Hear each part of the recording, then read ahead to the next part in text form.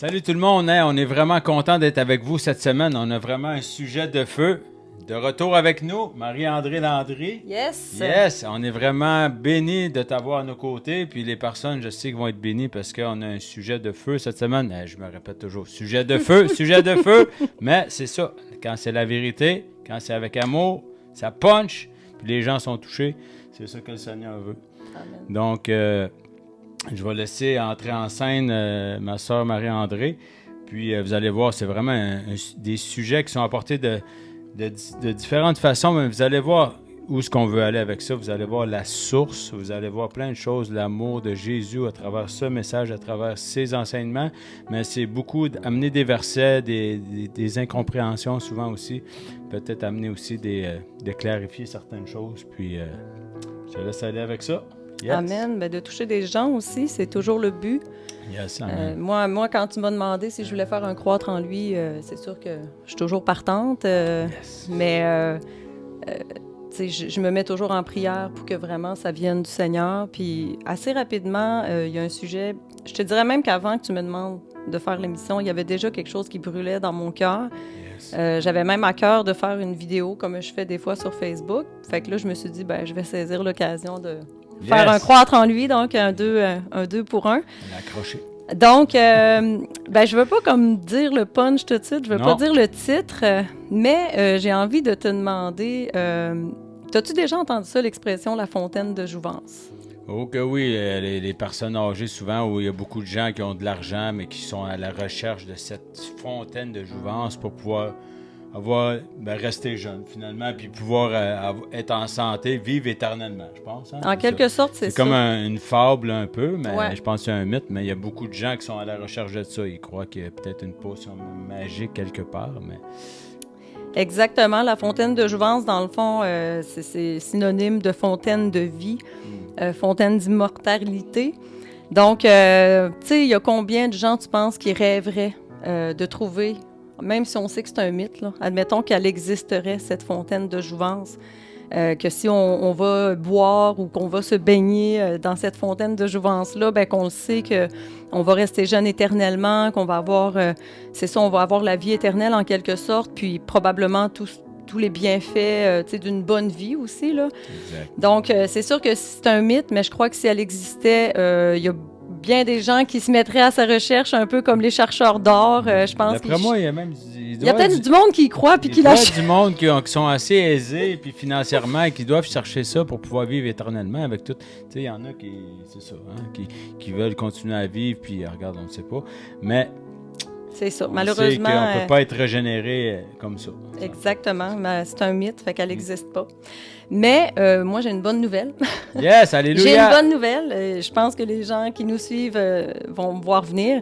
Okay, oui. Tu sais, dans le fond, c'est ça, je te disais, c'est comme... Dans le fond, je te disais, j'ai envie que le titre, ce soit La fontaine de jouvence, puis que tu mettes un X sur jouvence et que ce soit Jésus écrit au-dessus. On va mettre la croix. C'est ça, exactement. Donc, c'est pas la fontaine de jouvence, mais c'est la fontaine de Jésus. Alléluia!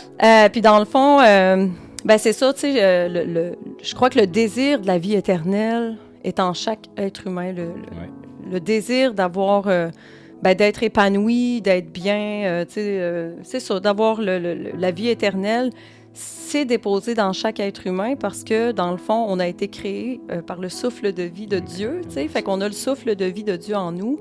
Donc, en ayant le souffle de vie, même si pour certaines personnes, c'est bien enfoui profondément, là, puis qu'il y a des gens qui ne croient pas du tout en Dieu, ou ce désir-là, pareil, il est en quelque part en nous. Cette semence-là est installée justement à l'intérieur de nous. C'est ça, exactement. C'est juste que pour certaines personnes, elle est bien enfouie en dessous de bien des choses. Ouais. Donc, c'est ça. Fait que c'est vraiment ancré en chacun de nous. Puis, c'est sûr que, tu sais, je pense pas qu'il y a grand monde qui aimerait avoir une vie éternelle dans le monde actuel, par contre. Avec tout ce qui se passe dans le monde, avec toutes les mauvaises nouvelles, tu sais, dans le fond, notre humanité ne se porte pas bien. Je pense qu'il n'y a personne que je vais surprendre avec ça. Vraiment pas, même qu'il y en a beaucoup qui finissent à leur jour très rapidement parce que justement, ils n'ont pas foi en la vie, finalement. Donc. Exactement. Ils n'ont pas d'espoir. Ils sont pas capables de trouver des sources d'espoir. Donc, c'est sûr que, tu sais, la vie éternelle, dans les conditions actuelles de l'humanité, je pense pas qu'il y a grand personne qui veulent ça. Fait que, dans le fond, je me disais, tu sais, si les gens, dans le fond, rêvent de la vie éternelle ou, tu sais, de trouver la fontaine de jouvence, dans le fond, c'est quoi qu'ils cherchent réellement? Parce que je pense pas qu'il y a personne sur la Terre qui veut vivre une vie éternelle dans un monde aussi chaotique que le nôtre. Fait que ça m'a amené à me dire, tu sais, de quoi l'humain, finalement, c'est quoi que l'humain recherche profondément? Premièrement, c'est sûr qu'il veut combler ses besoins, hein? Parce que là, on sait qu'on a des divers besoins, mais tant aussi longtemps que c'est pas les besoins qu'on a essentiels, comme, sûrement que tu vas en nommer tantôt, mais comme l'amour, la paix, ainsi de suite. Je crois que c'est ça. Les gens, ils peuvent chercher à droite ou à gauche, mais tant aussi longtemps. Ouais, c'est ça, exactement. Fait que c'est vraiment... Moi, comme je te dis, ça faisait longtemps que ça mijotait en moi, ce sujet-là. Je peux même peut-être dire que ça faisait comme plus qu'un an, là, que j'avais vraiment à cœur de partager ça. Tu sais, de démontrer aux gens que toutes les choses auxquelles ils aspirent profondément, là, chaque être humain, là, je sais que je me trompe pas quand je dis ça, là. Il n'y a pas un être humain qui ne cherche pas les choses que je vais nommer bientôt. Yes. Chaque être humain a ce désir-là profond.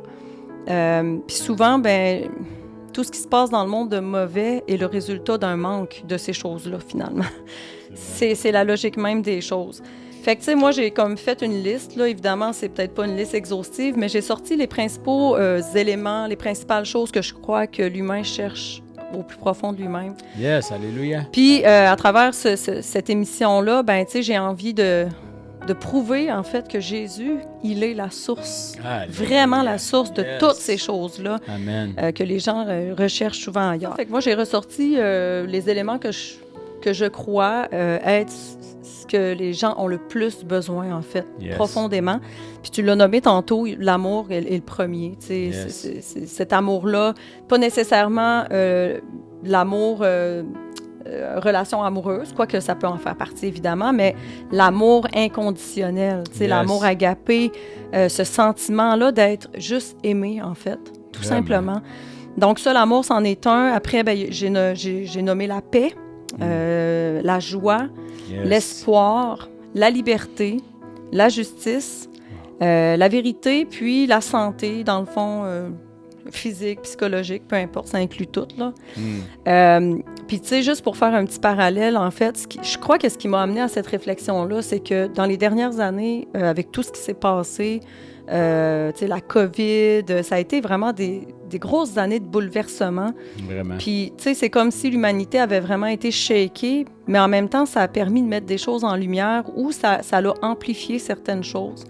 Moi, c'est comme si j'avais pris conscience qu'à travers tout ça, vraiment, notre humanité se portait pas bien. Puis tu sais, dans le fond, on était comme en train de perdre de plus en plus, finalement, ces choses-là dont on a tellement besoin. Ben, c'était comme une alarme qui a résonné à travers la planète, dans le fond. Puis, tu sais, il n'y a pas juste nous. Là. La plupart des gens, ils savaient pas où mettre les yeux. Les gens, tu sais, ils cherchent premièrement, mais les gens, ils ont été troublés de ça, de voir justement, puis que ça va à une vitesse incroyable, tellement que ça va mal. C'est tellement triste. C'est comme si tout déboulait, là. Dans les dernières années, tout va à vitesse grand V.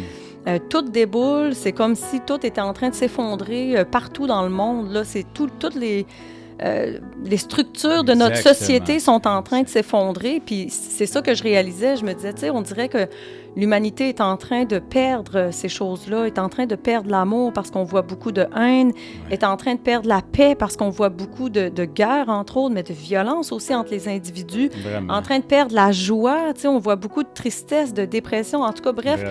Tu sais, c'est comme si plus notre humanité est en train de perdre ces choses-là, plus je réalise à quel point c'est important de dire que c'est vraiment Jésus qui est la source. Yes, alléluia. La source de ces choses-là, puis c'est la source intarissable, en fait, qui ne s'épuise jamais Et c'est la source aussi qui va jusque dans la vie éternelle. C'est ce qui est encore plus important. Alléluia. Donc aujourd'hui, c'est ça, à travers l'émission, je vais vous prouver, hors de tout doute raisonnable, tel un avocat.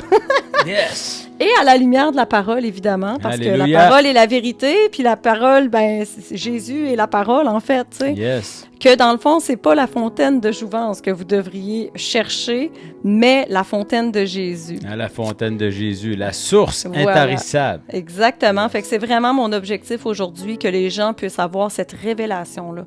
Yes. Vraiment, tu sais. Puis comme tu disais, même si ça touche ne serait-ce qu'une personne, si ça permet à une personne de voir que ce qu'elle cherche depuis si longtemps, c'est juste là, dans le fond. Tu sais, est là la source, en fait. Vraiment.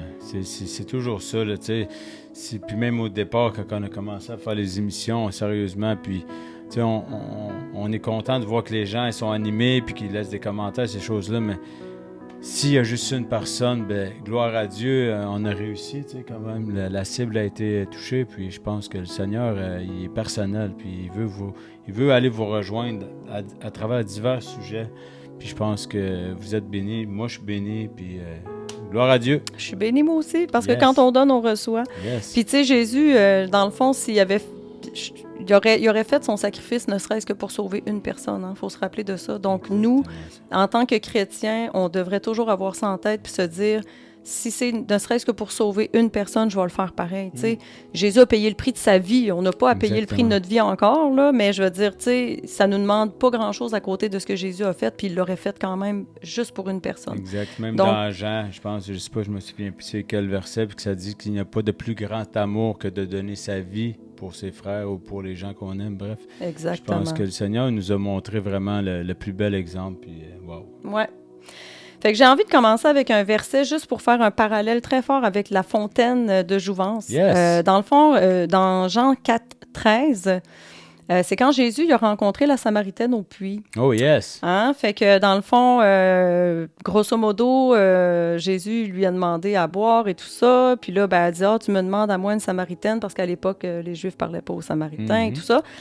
Et finalement, ben là, il finit par lui dire, parce que évidemment, lui, il lui demande de l'eau, mais ce qu'il veut lui donner, lui, il veut pouvoir lui donner ce qu'il a à lui donner. C'est ça l'objectif.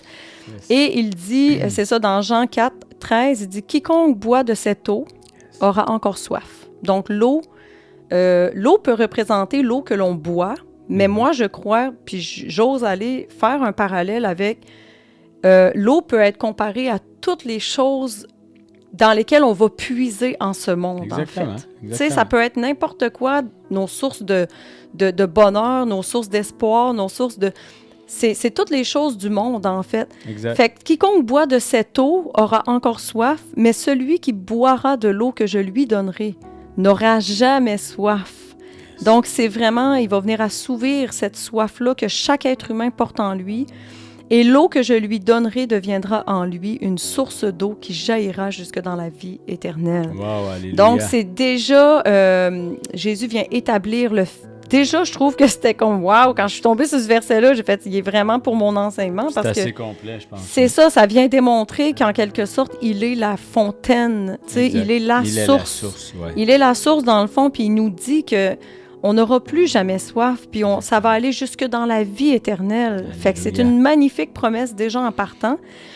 Fait que dans le fond, c'est ça. En gros, tu sais, Jésus, il est en train de nous dire que cette fameuse fontaine de jouvence-là qu'on cherche, ben c'est lui. Exact. C'est lui Alléluia. En réalité. Puis, tu sais, je remarque une chose aussi, il dit quiconque. Il n'a pas dit vous, il a telle pas été, personne. Exact, il n'a pas choisi, c'est quiconque, ça veut dire c'est tout le monde. Tu sais, exactement. Donc, c'est accessible. C'est ça. Fait que dans le fond, tu sais,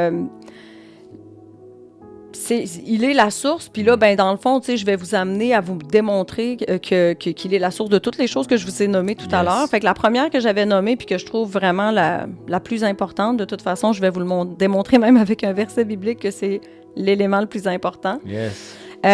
C'est l'amour, dans le fond. Puis, tu sais... C'est ça, j'ai déjà eu des réflexions auparavant, puis je me rappelle qu'à un moment donné, j'avais fait un parallèle avec la pyramide de Maslow.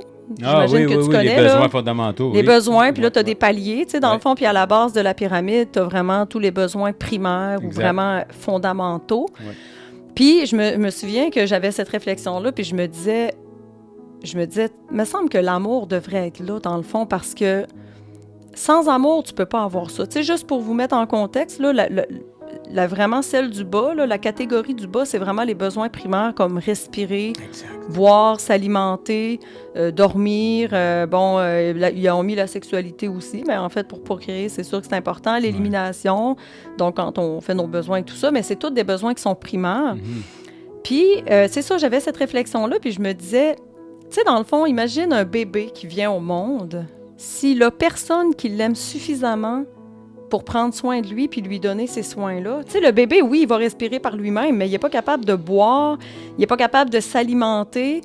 Pour bien dormir, il faut qu'il soit dans un environnement sain, tu sais, dans un lit, tout ça. Fait que je me disais, avant tout ça, en réalité, ou pour avoir accès à ces choses-là, l'amour est d'abord important. Oui, c'est la fondation, ça fait partie des fondations. Puis justement, c'est drôle, tu parles de ça. Ma femme m'avait parlé elle avait vu, je sais pas, c'était un documentaire qui disait que, je crois que c'était en Russie, peut-être je me trompe, qui avait fait ça, des expériences sur les bébés, puis qu'ils avaient retiré sans amour, sans rien, sans attention, rien, bref.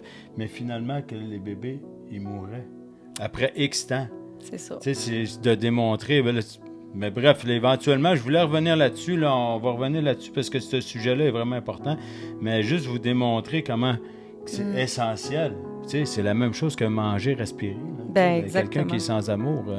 Ben non, c'est ça. Tu sais, là, je faisais le lien entre, tu sais, si t'as pas des parents qui t'aiment assez pour te donner des soins, ben le bébé, il va mourir, là. Même s'il y a des parents, tu sais, on le sait qu'il y a des bébés, malheureusement, qui naissent dans des familles dysfonctionnelles ou, tu sais, qui sont pas capables de donner ce qu'ils ont pas eux-mêmes reçu. Souvent, là, c'est triste. C'est pas du jugement, parce que je me dis, j'ai tellement compassion, tu sais, de ces parents-là qui, souvent, c'est des manques d'amour qu'ils ont eus, puis ils sont pas capables de donner en retour. Fait que, mais tu sais, un parent qui est pas capable de donner les soins à son bébé, le bébé, il va mourir. Fait que l'amour, tu sais, c'est un amour, en tout cas, qui est suffisant, minimal, pour lui donner les soins. Puis après, ben, tu sais, quand tu grandis, tu deviens un adulte et tout ça, ben, faut que tu t'aimes suffisamment toi-même pour prendre soin de toi. Exactement. Fait que, tu sais, l'amour, en réalité, est toujours à la base. Vraiment, là, c'est la base de toute chose. Fait que ça, c'était vraiment un parallèle que j'avais fait il y a un certain temps, puis je l'ai plugué ici, là, excusez l'expression, mais parce que je me disais, c'est ça, ça démontre en quelque sorte que l'amour est vraiment le besoin fondamental vraiment. De toute chose. De toute chose. Savoir combien de fois qu'il parle de l'amour du Père, l'amour dans la Bible, et les versets sont remplis d'amour, justement, puis Dieu est rempli d'amour. Ben, j'en ai sorti quelques-uns, mais tu sais, j'aurais voulu tous les mettre parce que il y a tellement de versets sur l'amour. Tu sais, j'en ai sorti quelques-uns, puis je vais vous les lire. Yes. Juste pour vous prouver, en fait, parce que je disais, tu sais, Jésus peut-il combler ce besoin qu'est l'amour? Inévitablement, oui, là, ça c'est sûr. Yes. Et la parole nous le prouve à plusieurs reprises, puis je vous ai juste mis quelques versets, mais il y en aurait eu une panoplie. Donc, dans 1 Jean 4, verset 8, ça dit « Celui qui n'aime pas n'a pas connu Dieu, car Dieu est amour. » Vraiment. Donc, Dieu, il est l'amour. C'est comme... Tu sais, souvent, on entend l'amour, c'est pas une chose, c'est une personne, puis c'est Jésus. Yes, alléluia! Tu sais, c'est ça, je veux dire, Dieu est vraiment la source de l'amour, puis je veux dire, il y a le monde du bien, il y a le monde du mal, mais Dieu, dans tout son amour, il veut juste du bien pour nous. Exact. Fait que ça, c'est vraiment un beau verset qui vient nous prouver que Dieu, il est amour. Justement, il a vaincu le mal pour nous, donc. Exactement, il voulait nous libérer. Après ça, dans Jean 4,7, ça dit « Bien-aimés, aimons-nous les uns les autres. » Car l'amour est de Dieu. Alléluia. Encore une fois, une preuve que l'amour est de Dieu, que Dieu est amour, et quiconque aime est né de Dieu. Donc, quand on dit né de Dieu, évidemment, c'est la naissance spirituelle, là.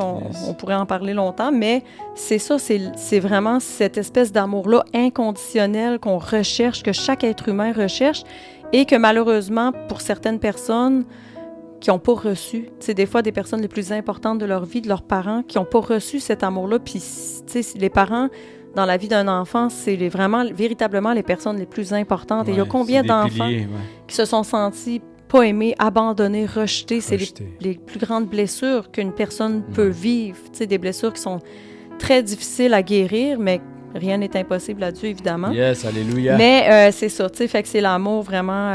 l'amour de Dieu, c'est un amour qui est inconditionnel. C'est ça. Puis dans Romains 5,8, un magnifique verset. Vraiment. Yes. Mais Dieu prouve son amour envers nous en ce que, lorsque nous étions encore des pécheurs, Christ est mort pour nous. Qu'est-ce que ça veut dire? C'est que, alors qu'on ne le méritait pas du tout, on était pécheurs, on était rebelles à Dieu, on faisait le mal. Même ceux qui pensent qu'ils sont des bonnes personnes. Là. Je croyais moi aussi être une relativement bonne personne. Aujourd'hui, j'ai compris que je faisais du mal. Là. Je veux dire, peu importe, il n'y a pas de grandeur de péché. Là. Non, vraiment Quand pas. on est pécheur, on est pécheur. À partir du moment où on fait un péché, on est devenu pécheur aux yeux de toute façon, Dieu. il est écrit dans la parole que tous ont péché. Et sont privés de la gloire de Dieu. Exactement. C'est un des versets éventuellement que je vais amener, mais c'est ça. Fait alors qu'on était pécheurs et qu'on ne le méritait pas, Vraiment. on ne méritait pas que Jésus fasse ça pour nous, puis Jésus ne méritait pas de mourir de cette façon-là pour nous, mais il l'a fait pareil. Fait que Dieu prouve vraiment son amour. C'est vraiment une preuve tellement grande de son amour, en réalité. Il n'y a rien de plus grand. Tu sais, parce qu'il y a un verset aussi, je ne l'ai pas là, mais qui dit que à peine mourrait-on pour quelqu'un qu'on aime.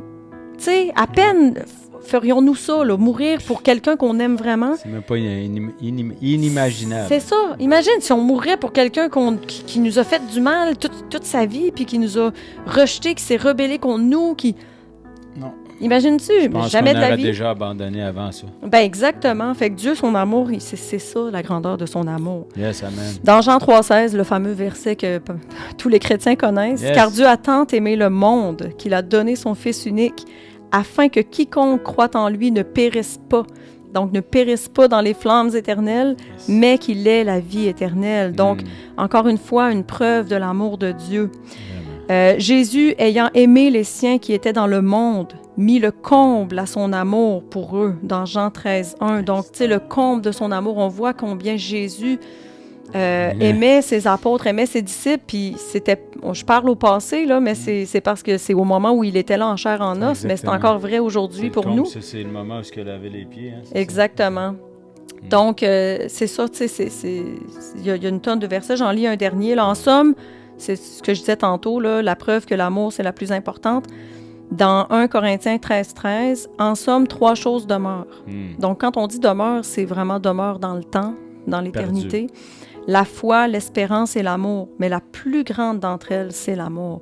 Yes, donc, c'est ça. Tu sais, Jésus nous dit encore une fois à quel point l'amour est tellement important. Puis, j'ai pas besoin de faire un dessin à personne. Il y a personne qui peut écouter ça puis dire « Ah non, c'est pas vrai ce qu'elle dit. » Non, vraiment pas. Tu sais, je veux dire, qui n'a pas besoin d'amour pour vivre? De toute façon, même, je sais pas, il en parle souvent aussi qu'on doit mettre l'amour dans tout ce qu'on fait, sinon ça donne absolument rien. C'est ça. On fait des gestes futiles ou que ça résonne, mais il faut toujours mettre l'amour, c'est la priorité, puis il en parle tout le temps. Puis Dieu est tellement... C'est clair, il n'y a rien de compliqué, là. On n'est pas en train de tordre des paroles pour vous essayer de vous faire comprendre des choses, on vous partage l'amour. Puis si vous pouvez juste prendre un verset... Tu sais, je pense que le Seigneur, l'Évangile, c'est très simple. Pour qu'on puisse saisir, justement, qu'il nous attire à lui. Puis je pense que c'est vraiment important de comprendre ça. Ben oui, c'est une parole qui est vivante. Hein? Yes. C'est pas juste des mots qui sont écrits noir sur blanc sur des pages. Là. Dans les faits, ça peut paraître comme ça, mais c'est une parole qui peut transpercer un cœur, qui peut... transformer une vie, c'est vraiment une parole qui est vivante. Fait que les versets sont super importants parce que c'est Dieu qui nous parle en réalité. Yes. Ça a été écrit dans le passé, mais c'est quelque chose qui est vrai éternellement, dans le fond, encore aujourd'hui. Puis c'est ça, il est le même hier, aujourd'hui et demain. Puis dans le fond, ben, tu sais, Jésus, quand il est venu, je veux dire, Dieu, il avait déjà établi des commandements, mais Jésus, quand il est venu, il a dit, moi, je vous apporte... il y a quelqu'un qui avait posé la question, c'est quoi le plus grand commandement? Puis il a dit... Tu sais, dans le plus grand commandement, dans le fond, c'est tu aimeras Seigneur ton Dieu de tout ton cœur, de toute ton âme et de toute ta pensée. Yes. Et le second qui lui est semblable, aime ton prochain comme toi-même. Yes. Fait que si vous remarquez quelque chose, dans les 2 commandements, on parle de quoi? D'amour. D'amour. Toujours. Donc, ça, c'est dans Matthieu 22, 37. Mais c'est ça, tu sais, Jésus, vraiment, avait compris, il avait compris, c'est Dieu, là, je veux dire, puis Dieu était le même pareil avant, mais Jésus est vraiment venu établir une alliance nouvelle, dans le fond, puis on est bénis. C'est ça, il dit que celui qui suivra ces 2 commandements aura, dans le fond, il aurait pas complété, mais il a comme complété la loi, parce qu'en réalité, quand tu fais les choses par amour, tu sais, si tu aimes Dieu de tout ton cœur, de toute ton âme, de toute ta pensée, tu vas vouloir quoi? Tu vas vouloir apprendre à le connaître. Vraiment. Tu vas vouloir faire lui plaire. Exactement. Tu vas vouloir faire sa volonté. Puis tu vas avec le Saint-Esprit, tu reçois l'amour de Dieu pour ton prochain. Tu comprends combien Dieu aime les gens, combien il veut les libérer, combien il veut... C'est ça, c'est tellement pas une question de vouloir embarquer dans quelque chose. Tu sais, quand tu as un trésor, là... Tu veux le partager. Tu veux le partager. Yes. Je l'ai dit dernièrement à une jeune fille pour qui j'ai prié sur la promenade du Vieux-Quai. J'ai dit, tu sais, quand tu as un trésor en toi, c'est ce que j'ai, moi. Puis parce que j'ai ouvert le coffre au trésor et que j'ai vu tout ce qu'il y avait dedans, puis que là, je le vis dans ma vie... Je peux pas garder ça pour moi, je veux le partager. Ce serait égoïste de vouloir garder ça pour moi. Fait que j'ai dit, tu sais, moi, quand j'en parle, c'est vraiment... C'est ça, c'est avec tout mon amour puis l'amour de Dieu, dans le fond. Puis c'est vraiment pour que les gens puissent recevoir la même chose que j'ai reçue puis que tu as reçu. Puis bon. Yes, alléluia! Fait que c'est ça, tu sais, comme je te disais, bien évidemment, on aurait pu parler de l'amour pendant un épisode au complet, là, mais c'est ça. Fait qu'au moins, j'ai sorti quelques versets, mais je pense que ça vient quand même établir le fait que Dieu est amour, puis Dieu veut qu'on aime, puis Dieu veut qu'on l'aime lui. Puis après ça, ben quand on l'aime lui, ben on apprend à s'aimer soi-même. Vraiment. Parce que, tu sais, des fois, il y a des gens qui disaient, comme le verset qui dit « Tu aimeras ton prochain comme toi-même », il y en a qui vont dire « Ben, comment je fais pour aimer mon prochain si je m'aime pas? » Parce que ça dit « comme toi-même ». Ben si tu apprends à connaître Dieu, puis que tu vois la valeur que tu as aux yeux de Dieu. C'est exactement ça. C'est toujours la façon de voir comment Dieu, ce qu'il comment dit lui de nous voit. Comment lui nous voit. C'est ça, comment il nous aime. Fait que, après, ben, inévitablement, on s'aime, en fait. Exactement. On apprend à s'aimer comme lui nous aime. Exactement. Et là, c'est plus facile d'aimer les autres. Parce que quelqu'un qui s'aime pas...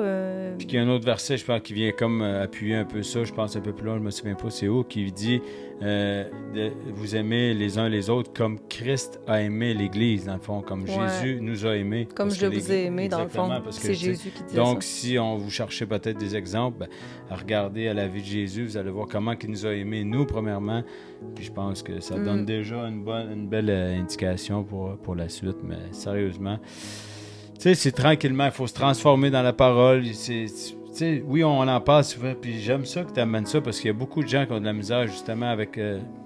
on parle d'amour, puis ça monte encore de le dire, que peut-être des gens, comme tu as dit, qui ont de la misère avec de s'aimer soi-même. Mais renouvelez-vous dans la parole. Vous allez apprendre à connaître ce que Dieu pense de vous, ce que Dieu dit de vous, qui vous êtes, puis apprendre à le connaître lui aussi. Ben oui. Puis vous allez voir qu'il y a des petites transformations. On enlève des pleurs tranquillement, puis à un moment donné, il va aller mettre le doigt sur le bobo, puis il veut vous libérer. Exactement. Yes. Exactement. Fait que, dans le fond... Désolé pour la parenthèse. Ben non, c'est bien correct. Faut se laisser inspirer par le Saint-Esprit. Puis dans le fond, ben, le deuxième aspect dont je voulais parler, dont Jésus est la source intarissable, ben, c'est la paix. Yes. Puis, tu sais, dans le fond, qui rêverait pas, dans le fond, que le monde soit en paix, tu sais? On voit souvent ça dans les fameux films, là, les Miss... moi, je rêve de la paix dans le monde, ou, tu sais. Mais en réalité, c'est cliché, c'est cliché, mais je veux dire, je pense que chaque personne... Il n'y a personne vraiment qui veut la guerre, il n'y a personne qui veut la haine, il n'y a personne qui veut la division. Je veux dire, en tant qu'être humain sensé, là, on veut tous la paix, tu sais. On veut tous que ça aille bien dans le monde, que les gens s'aiment, justement, soient en paix. Et oui, on peut vouloir la paix dans le monde, mais je crois que chaque être humain aussi a le désir profond d'être en paix avec lui-même aussi. Je pense que ça, c'est pas juste externe. C'est beaucoup de gens qui cherchent ça, puis ça pèse de différentes façons. Hein? On voit que ça dure pas. Finalement, des fois même, ça nous enfonce plus profond. Oui, c'est ça. Il n'y a rien de gratuit en ce monde. Non, vraiment pas. Je vais en parler tantôt, là, mais c'est ça. Fait que, tu sais, puis souvent, on rêve à la paix dans le monde, mais en réalité, tout commence par l'individu. Parce que comment on peut rêver à la paix dans le monde si, individuellement, on n'est pas en paix avec nous-mêmes? Parce que, tu sais, si on n'est pas en paix avec nous-mêmes, souvent... On est conditionné on est conditionné par nos blessures, on est conditionné par nos non-pardons, on est conditionné par... notre façon de penser aussi. Notre façon de penser, c'est ça, tu sais. Fait que, dans le fond, on peut pas espérer la paix dans le monde si, de un, nous-mêmes, on n'est pas en paix avec nous-mêmes, puis qu'on n'est pas capable d'être en bonne relation avec les gens qui nous entourent, parce que, justement, on n'est pas en paix intérieurement. Exact. Tu sais, c'est comme... c'est illogique, en quelque sorte, là. Donc, je m'étais amusée à chercher les définitions de la paix. Puis j'en avais trouvé deux, en fait. Une qui est vraiment plus dictionnaire, là. Dans le fond, la paix, c'est un état de concorde, d'accord entre les citoyens, les groupes sociaux, absence de lutte sociale, de troubles sociaux. Fait que, tu sais, je pense que ça résume bien un monde sans guerre, là, admettons. Là. Et une définition plus philosophique, parce que là, je trouvais que ça venait vraiment chercher mes deux aspects, parce que je parle de la paix extérieure, mais je parle de la paix intérieure aussi. Et la définition philosophique venait vraiment plus chercher l'aspect intérieur. C'est un état intérieur, empreint de calme et de tranquillité, à l'écart de toute perturbation ou agitation. C'est la paix de l'esprit et celle du cœur. Wow. Fait qu'en réalité, dans les deux définitions, que ce soit externe ou interne, on voit que c'est calme, on voit que c'est... Il n'y a pas de perturbation, tu sais, c'est comme les citoyens entre eux, les groupes sociaux, tout le monde s'entend bien, donc il n'y a pas de perturbation, pas d'agitation, pas de conflit, c'est calme, c'est tranquille. Donc la paix, en gros, c'est ça. Oui, effectivement. C'est pas dérangé par des éléments extérieurs. Exactement. Je pourrais aller plus loin, mais je vais te laisser aller parce que là, il y a quelque chose qui m'a monté, mais d'après moi, tu vas en parler. Ah, ben en tout cas, si jamais j'en parle pas, tu l'amèneras. Donc, en gros, ce que je me disais en lisant les définitions, je me disais, être en paix, en gros, c'est ça, ça consiste à ne plus se laisser perturber par toutes sortes de choses. Yes. Puis toutes sortes de choses, ça peut être justement nos blessures. Ouais. Nos blessures, des fois, qu'on porte depuis notre enfance, tu sais, de toutes les expériences qu'on a vécues. C'est vraiment de ne plus se laisser perturber par nos souffrances, par l'inquiétude aussi, des fois. La peur, l'anxiété, tout ce qui vient comme perturber, agiter. Tu sais, quand c'est calme, là, une rivière qui est calme, là, c'est plat, là. Hein, c'est doux. C'est doux, c'est calme. Mais quand il y a de l'agitation, c'est ça, c'est qu'en quelque part, on n'est pas en paix. Ça peut être le stress, ça peut être le stress, ça peut être l'anxiété, ça peut être la peur, ça peut être justement nos souffrances et tout ça, mais il y a quelque chose qui fait qu'on n'a pas cette paix-là profonde, dans le fond. Puis Jésus, bien évidemment, encore une fois, il est la source de la paix. Merveilleux Jésus. Amen. Toujours fidèle. Oui. Dans Jean 14, 27, il nous dit un beau verset. C'est le verset qui parle de la paix. « Je vous laisse la paix. » Ça, c'était avant de partir. Hein? Yes. « Je vous laisse la paix. Je vous donne ma paix. À ma paix. Je ne vous donne pas comme le monde donne. » Donc, il vient faire le parallèle avec ce qu'on va trouver dans le monde. Tu sais, des fois, comme tu disais tantôt, on essaie d'aller chercher la paix dans toutes sortes de choses. Puis c'est pas mauvais, là. Ouais. C'est normal. Chaque être humain... C'est ça. Chaque être humain a ce désir-là. Ouais. Puis il va aller chercher souvent un peu partout parce qu'il veut combler ça. Exact. Puis des fois, je me dis, si seulement il savait qu'en Jésus, il y a tout ça. Puis c'est gratuit. C'est gratuit en plus, tu sais. Donc, il dit, c'est ça. Je ne donne pas comme le monde donne, que votre cœur ne se trouble point et ne s'alarme point. Donc, c'est ça. C'est vraiment le verset qui vient nous dire que Jésus nous donne la paix. Puis effectivement, il faut le vivre pour le comprendre, mais quand on a la paix de Jésus, ça surpasse toute intelligence. Ça, c'est un autre verset, là, je ne me rappelle plus c'est lequel, je ne l'ai pas, mais la paix de Dieu qui surpasse toute intelligence, peut-être que je l'ai. Dans Jérémie 29, 11 aussi, le fameux verset, « Car je connais les projets que j'ai formés sur vous, dit l'Éternel, projets de paix et non de malheur. » Donc, de paix ici, il fait référence au malheur, ça veut dire que, tu sais, c'est vraiment... c'est ça, c'est le bonheur, c'est la liberté de souffrance, la liberté de nos blessures, de tout ça. C'est vraiment la paix intérieure. La guérison. Oui, c'est ça, la guérison de l'âme aussi. Puis, dans le fond, il dit, afin de vous donner un avenir et de l'espérance. Wow. Donc, c'est la preuve que Dieu, il y a juste des projets de paix pour nous, tu sais. Vraiment. C'est pas des projets de malheur, puis... Il y en a qui pourraient dire « Ah oui, mais pourtant, en tant que chrétien, vous vivez quand même des choses. » Oui, mais quand on a l'espérance, puis on sait que Dieu combat pour nous, en quelque sorte, les épreuves, ils viennent nous fortifier. Une joyeuse espérance. C'est ça. On a l'espérance, de toute façon, de la vie éternelle, puis on le sait de toute façon que c'est ça, ces épreuves-là, souvent, ils n'arrivent pas pour rien, en fait, mais quand on se tourne vers Dieu, de toute façon, t'sais, il va faire concourir toutes choses à notre bien, même les pires épreuves. Vraiment. Donc, on a cette paix-là. C'est vraiment... sais, moi, j'ai jamais été quelqu'un vraiment de stressé dans la vie, là. Je suis pas, même avant d'être chrétienne, là, je suis pas une fille qui est inquiéteuse, là, comme on dit par chez nous. Je suis pas stressée de la vie. Mais c'est sûr qu'avec Dieu dans ma vie, c'est venu rajouter une couche, là. C'est comme... c'est vraiment une paix qui surpasse toute chose, là, toute intelligence, puis... C'est ça, l'espérance de la vie éternelle. C'est ça. Il y en a beaucoup qui passent leur vie justement à mettre de l'argent pour une assurance vie. C'est que là, on a l'assurance de la vie éternelle, mais l'assurance de la paix, l'assurance de plein de choses, de tout ce qui vient avec. Depuis tantôt, tu sais, l'espoir voit que la paix, tu sais, quelqu'un qui n'est pas en paix, il veut pas continuer, il veut pas avoir l'espérance. Donc, je pense que, tu sais, toutes les choses rentrent en... Tout interrelié. Vraiment, vraiment. Ouais. Il y a un autre beau verset dans Philippiens 4, 6, 7 qui dit « Ne vous inquiétez de rien ». Hein, c'est presque un ordre qu'il nous donne. Ne vous inquiétez de rien.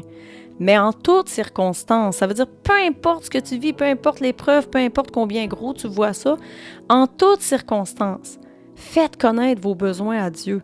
Fait que c'est notre rôle, ça. Ouais. Tu sais, Dieu, il est là pour nous, mais on a un rôle à jouer aussi, là. C'est comme, je veux dire... Si on se met à s'inquiéter, puis que quand on vit quelque chose, on se tourne pas vers Dieu, puis on s'en va pas en prière, ben c'est sûr qu'après, ça se peut que ça déboule, puis ça dégringole. C'est vrai, parce qu'après ça, justement, c'est là que les problèmes arrivent, parce qu'il dit « faites en toutes choses ». C'est pas une fois je dérangerai pas Dieu avec ça, puis je vais m'occuper de ça. Finalement, on en revient à la dernière chance, finalement, puis on dit « Dieu, aide-moi pour ça, j'ai essayé, puis ça marche pas ». Finalement, on a la tête dure. C'est ça, même si on est chrétien, même si les gens ils connaissent pas Jésus, mais souvent, on persévère du mauvais côté. On persévère dans... Tu sais, ça vient comme grincher aussi, dans le fond. Moi, j'ai la tête dure, puis ça a pris des années et des années que je me suis fait du mal, j'ai de la souffrance, j'ai fait du mal aux gens autour de moi. Mais un jour, c'est ça, le Seigneur vient nous donner la vraie espérance.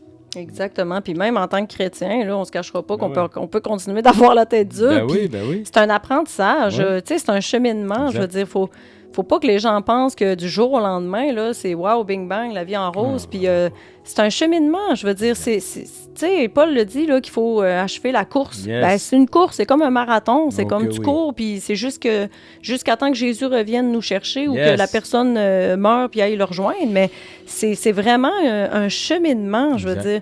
Donc, c'est ça. Fait en gros, juste pour terminer le verset, c'est ça, il dit « Faites connaître vos besoins à Dieu par des prières et des supplications avec des actions de grâce. Et la paix de Dieu, il est là, qui surpasse toute intelligence, gardera vos cœurs et vos pensées en Jésus-Christ. » Donc, voilà. Fait que, mais tu sais, pour avoir cette paix-là, il faut prendre conscience que, dans le fond, Dieu nous dit deux choses. Ne vous inquiétez de rien. Yes. Ça nous appartient. Oui. T'as beau être chrétien, t'as beau avoir le Saint-Esprit, mais si à la moindre occasion, tu te mets à t'inquiéter, puis ton esprit se met à s'agiter, justement, puis que les eaux commencent à s'agiter en toi, ben, tu sais, en partant, tu t'aides pas, là.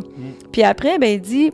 En toutes circonstances, faites connaître vos besoins à Dieu par des prières et des supplications avec des actions de grâce. Yes. Dieu nous dit comment faire. Yes. Et là, des fois, on chiale parce que, tu sais, on dit, ouais, mais la paix est supposée de venir de Dieu, puis comment ça... Non, mais c'est parce que tu as un rôle à jouer. Ça fait partie de l'équation, exactement ça. Tu sais, on n'est pas des robots, là. Non, vraiment pas. Puis, tu sais, souvent, j'aime ça faire le lien. Tu sais, souvent, là, on va reculer, des fois, on met ça un petit peu drôle, un petit bonhomme blanc, un petit bonhomme noir. Hein? Mais c'est quel tu nourris. Hein? Exact. Ben oui. Moi, je veux nourrir ce que Dieu me dit, les promesses de Dieu, d'apprendre à le connaître.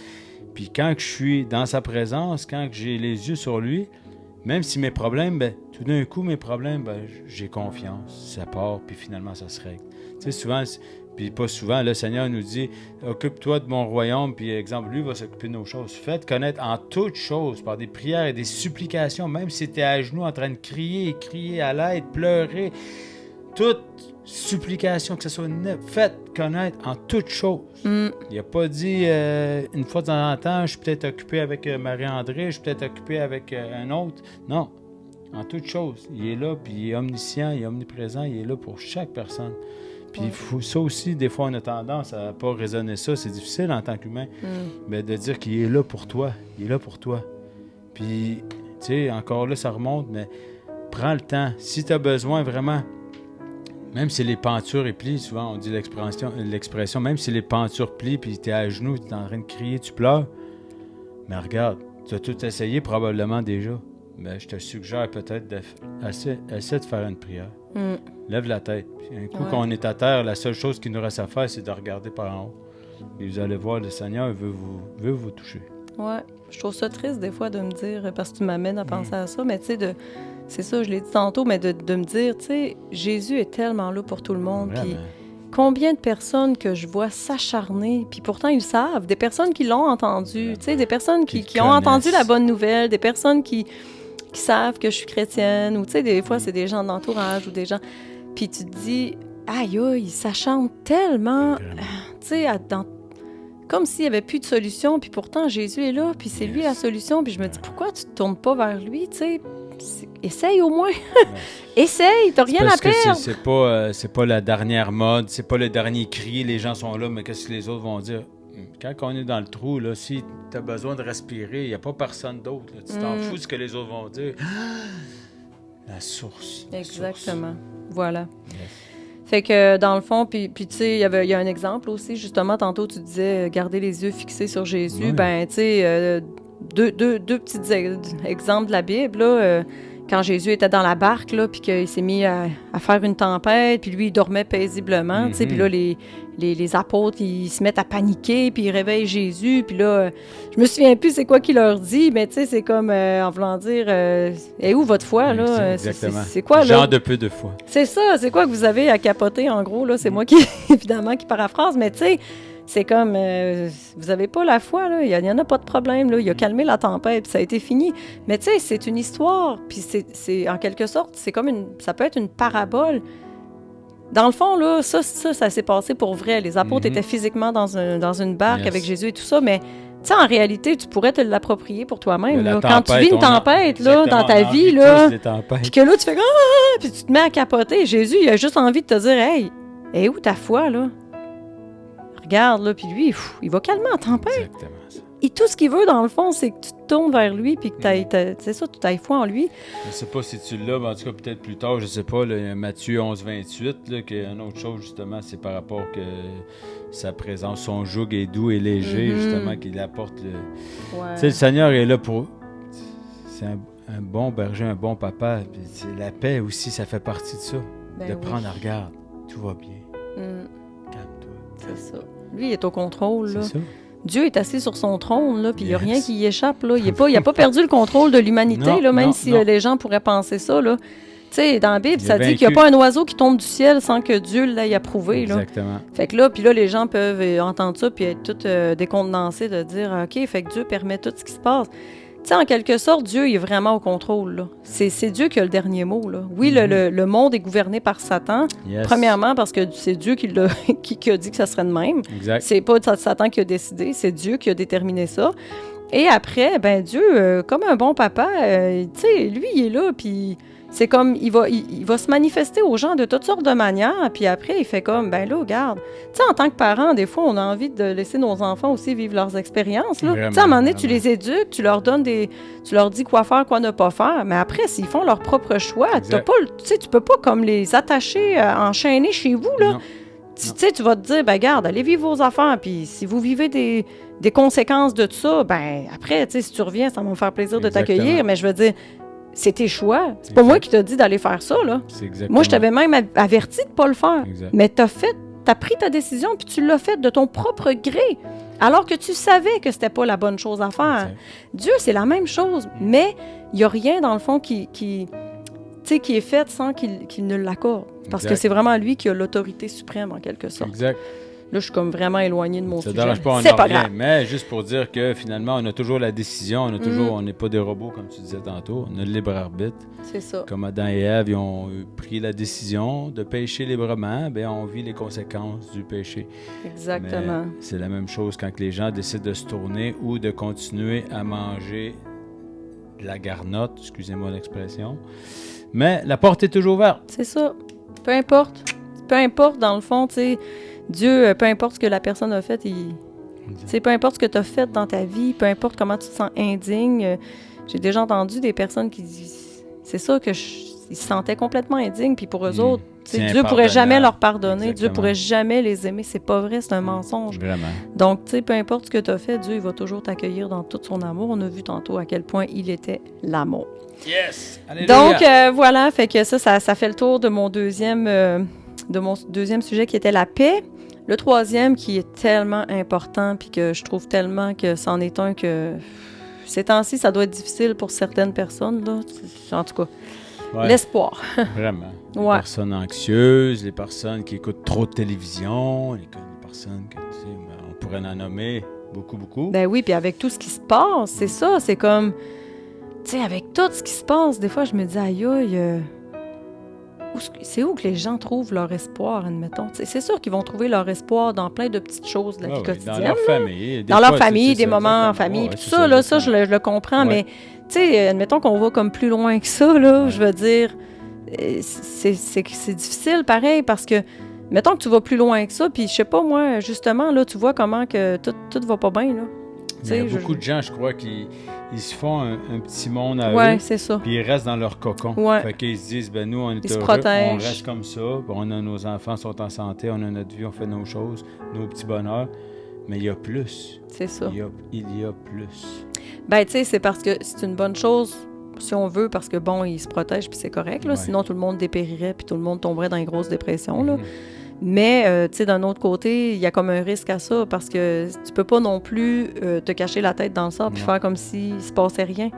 Puis je veux dire, les choses vont arriver, puis les choses sont en train même de se passer sous nos yeux. Fait qu'à un moment donné, tu te dis, OK, je mise mon espoir dans plein de petites choses quotidiennes puis tout ça, mais ces choses-là, en quelque sorte, ils ont toutes une fin. Vraiment. Ils ont toutes une fin. Tu sais, on souhaite jamais que personne de notre famille meure ou... Mais je veux dire, tu sais, admettons que, je sais pas moi, ton espoir, il est fondé justement dans tous les moments que tu passes avec ta famille, tes enfants et tout ça. Il peut arriver du jour au lendemain qu'il y a quelqu'un qui meurt. Exactement, où la maladie frappe. Tu sais, on souhaite pas, là, mais je veux dire, ça peut arriver. Fait que, regarde, je pense juste à Marcelo Tunasi, là, vraiment. que sa femme est décédée subitement ce matin, là. C'est comme... Sérieusement, inattendu, là. On a vraiment prié pour la famille Tunasi. Justement, c'est quelque chose de dramatique. Mais la vie tient à un fil, là. Fait que juste pour dire que, tu sais, c'est ça, nos sources d'espoir, si on les met dans les choses de ce monde, oui, ça va nous amener un certain réconfort, puis un certain bonheur, puis un certain espoir, mais, tu sais, il faut juste pas oublier que tout en ce monde a une fin. Que ce soit notre travail, que, tu sais, il n'y a rien de sûr en ce monde. Exactement. Moi, je veux pas être négative, là, mais non. l'idée, c'est vraiment de vous amener à voir, justement, que... Une prise de conscience qu'on doit passer à l'action. C'est ça, puis que la source, tu sais, il y a une source, mais qu'il y a une source qui est éternelle, dans le fond, puis qui va au-delà des choses vaines de ce monde-là. Yes. Puis, mais revenons à l'espoir. C'est ça, l'espoir, dans le fond, c'est sûr que tout être humain a besoin d'espoir pour vivre, là, parce que sans espoir, honnêtement, c'est ça. Les personnes qui ont vraiment plus aucun espoir, là, malheureusement, souvent font l'impardonnable ou en tout cas l'irréversible. Là, puis j'avais trouvé un proverbe en faisant des recherches, là, c'est l'espoir fait vivre. Vraiment. Puis en réalité, si tu n'as pas d'espoir, ben c'est ça, tu sais, dans le fond, ça vaut quoi la vie? C'est comme... Ça vaut rien. Rendu là, tu te dis, ça vaut quasiment plus la peine de vivre. Tu sais, quand t'as vraiment plus d'espoir, là. C'est ça qui ont oui, qui sont complètement vides. Exactement ça. On dirait qu'ils sont morts, mais vivants. C'est ça, morts-vivants. C'est extrêmement triste, tu sais. Puis la définition de l'espoir, c'est ça, c'est le fait d'espérer, d'attendre quelque chose avec confiance, le sentiment qui porte à espérer. Puis là, j'avais envie de... Je trouvais ça drôle parce que, tu sais, quand dans la définition, ça dit d'attendre quelque chose avec confiance. Nous, les chrétiens, on n'attend pas quelque chose, mais on attend un événement, mais on attend quelqu'un surtout. Ben oui. Fait que notre espoir, il est là, notre espérance est là, tu sais, puis on attend quelque chose, on attend, en fait, la vie éternelle, là. Tu sais, après notre monde, justement, actuel, qui est vraiment chaotique, c'est ça, l'espérance d'un chrétien. C'est là où je voulais en venir, tu sais. Quand tu regardes tout ce qui se passe dans le monde, ça peut tellement être déprimant. Mais quand tu es chrétien puis que toi, tu le sais ce qui t'attend après, là, que la terre va être complètement régénérée à neuf, comme dans le jardin d'Éden, là, il n'y aura plus aucune forme de mal, aucune forme de corruption quelconque. Là. Tout va être parfait. L'équilibre va être rétabli. C'est ça. Imagines-tu comment c'est... Écoute, juste ça devrait être une source de joie incroyable. Paul dit que c'est la joyeuse, notre joyeuse espérance. C'est ça. Je pense que c'est... c'est ça. Justement, c'est comme du gaz, ou c'est comme ça nous anime à poursuivre la course. Sérieusement. Exactement, des belles dans le fond. promesses. Parce que dans le fond, c'est que ça nous permet aussi de surmonter les épreuves, de vraiment les difficultés. Ben, écoute, quand on a cette... Tu sais, Jésus nous dit de garder les yeux fixés sur lui, là, dans le fond, là, et non sur les choses du monde, ben, c'est pas pour rien. C'est que quand on garde les yeux fixés sur lui, c'est que malgré les circonstances de nos vies, ben, dans le fond, on garde nos yeux sur ce qui nous attend après. Et ça nous redonne une joie dans un moment où peut-être on était plus dans la tristesse, où on était peut-être un petit peu dans le désespoir. Ça nous arrive aussi, là, en tant que chrétien, de vivre des saisons où on est moins dedans. On est humain quand même. C'est ça. Mais en gardant nos yeux fixés sur Jésus, on se trompe pas. C'est juste qu'on revient plus vite qu'avant. Exactement. C'est ça. Fait que, tu sais, l'espoir, ben c'est ça, c'est vraiment super important, là. Je veux dire, les gens ont besoin d'espoir, par exemple, que les choses vont mieux aller dans leur vie. Ça peut être l'espoir qu'on va sortir, justement, d'une impasse, d'une mauvaise situation, l'espoir qu'on va changer nous-mêmes, qu'on va s'améliorer, l'espoir qu'on va atteindre un objectif, ça peut être au travail ou un objectif personnel, tu sais, ou réaliser un projet, mais c'est ça, l'espoir, c'est vraiment ce qui nous fait vivre. C'est ce qui nous anime, c'est ce qui nous tient en vie, c'est ce qui nous donne le goût à demain, à continuer. Là. Exactement. Puis, tu sais, il y a plusieurs expressions que les gens connaissent, là, très connues, au sujet de l'espoir. Tu sais, quand on dit « j'ai hâte de voir la lumière au bout du tunnel » ou « j'ai enfin vu la lumière au bout du tunnel » ou une autre expression qu'on connaît bien, avoir une lueur d'espoir. C'est toujours attaché à la lumière. Ben, c'est ça! Tu m'as volé mon punch. Ben, c'est ça, j'allais vous demander, avez-vous remarqué quelque chose juste dans ces deux petites expressions-là? Ben, c'est la lumière. Toujours. C'est la lumière, dans le fond. Puis, tu sais, les gens ne se questionnent pas là-dessus, là. C'est des expressions qu'on entend, puis on ne se pose plus la question d'où ça vient. Moi, je suis certaine qu'en quelque part, c'est biblique, ça. Vraiment. Parce que, tu sais, voir la lumière, pourquoi, dans le fond, que c'est toujours la lumière qui est en jeu? Ben parce que Jésus, c'est la lumière du monde. Je suis la lumière du monde. C'est ça, celui qui vient à moi ne marchera plus dans les ténèbres. Yes, alléluia. Puis tu sais, dans le fond, si on regarde ça, le désespoir, le contraire de l'espoir, ben c'est la noirceur. Quelqu'un qui est dans le désespoir, là, c'est les ténèbres, c'est la noirceur, alors que l'espoir, c'est la lumière.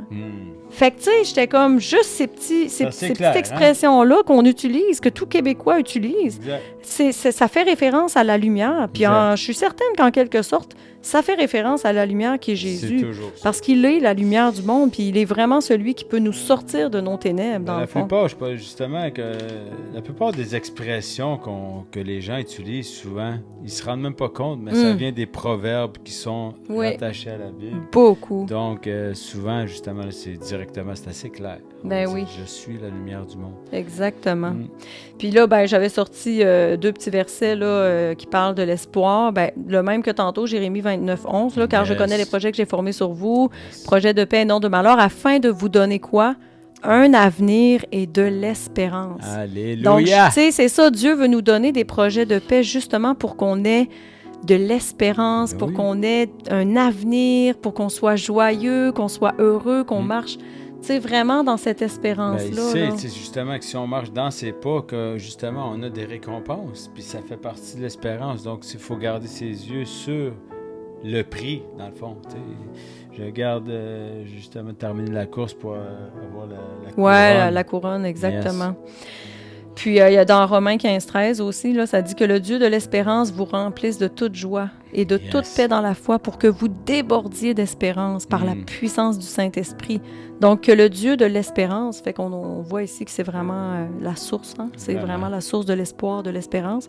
Puis l'espérance, j'avais déjà écouté quelque chose ou lu ça en quelque part, mais tu sais, il faisait vraiment une différence, une distinction même entre l'espérance et l'espoir. Puis si je me trompe pas, c'est ça, c'est que l'espoir, c'était plus dans les choses de ce monde, alors que l'espérance, c'est une coche de plus, c'est éternel, tu sais.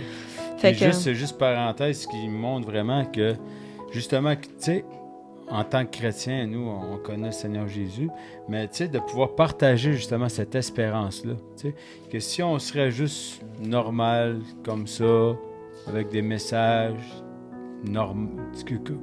sans impact ou sans espérance, mais les gens, ils ils verraient pas, il n'y aurait pas quelque chose qui les attirait. Tu sais. Le Seigneur nous a donné des promesses, il nous a donné justement son Saint-Esprit, mais il nous a donné tous ces cadeaux-là, il nous a donné une armure, il nous a donné un revêtement de puissance pour qu'on puisse partager cette espérance-là, cet amour, cette paix, tu sais, tous les sujets qu'elle parle depuis tantôt. Mais l'espérance, il faut la transmettre dans ce monde chaotique. Donc, si les gens voient l'espérance à travers nous, à travers notre bouche, à travers les gens qu'on côtoie, bien, ils sont attirés vers nous. Tu sais. Naturellement, ils vont venir à la lumière. Exactement. Comme tu parlais tantôt. Ben mais oui. si on reste dans les ténèbres, puis en disant qu'on vit, puis que, excusez-moi l'expression, on est comme des chrétiens misérables, mais je crois que l'espérance n'est pas là du tout. Donc, les gens ne vont pas être attirés. Tu sais, je pense oui, puis il y a le verset qui dit là, que dans le fond, qu'est-ce qu'on fait avec un... c'est quoi le mot, là? Tu sais, on le met pas sous le boisseau, quand on fait avec un chandelier, dans le fond, c'est ça, on le met pas sous le lit, sous le boisseau. C'est ça, tu sais, on va aller l'accrocher. Qu'est-ce qu'on fait avec un chandelier? On l'accroche pour que tout le monde soit éclairé, là. Tu vas pas venir le mettre juste à côté de toi pour t'éclairer juste toi ou le mettre en dessous du lit pour qu'il éclaire personne. Exactement. C'était nous autres, on est la lumière du monde, puis Jésus le dit qu'on est la lumière du monde, parce qu'il a été la lumière du monde et qu'il vit en nous par son Saint-Esprit. Donc, on doit d'aller... Faut briller. Exactement. Le monde est dans les ténèbres, puis le monde a besoin de cette lumière-là. Le monde a besoin de cette espérance-là. Vraiment. Donc, c'est important. Fait que, tu sais, les gens, ils peuvent nous trouver parfois intenses, puis vous parlez juste de Jésus, puis des illuminés. Hey, c'est drôle, j'ai eu ça dernièrement. Puis j'étais comme...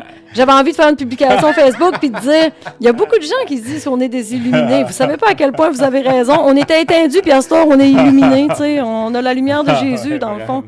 Les autres, ils le voient péjoratif, mais moi, je le vois positif, là. Vraiment. Tant mieux s'ils nous voient comme ça veut dire qu'en quelque sorte, c'est la vérité. C'est comme... La lumière, ça dérange les ténèbres aussi. Donc, exact. C'est pour ça que souvent que ça fait comme...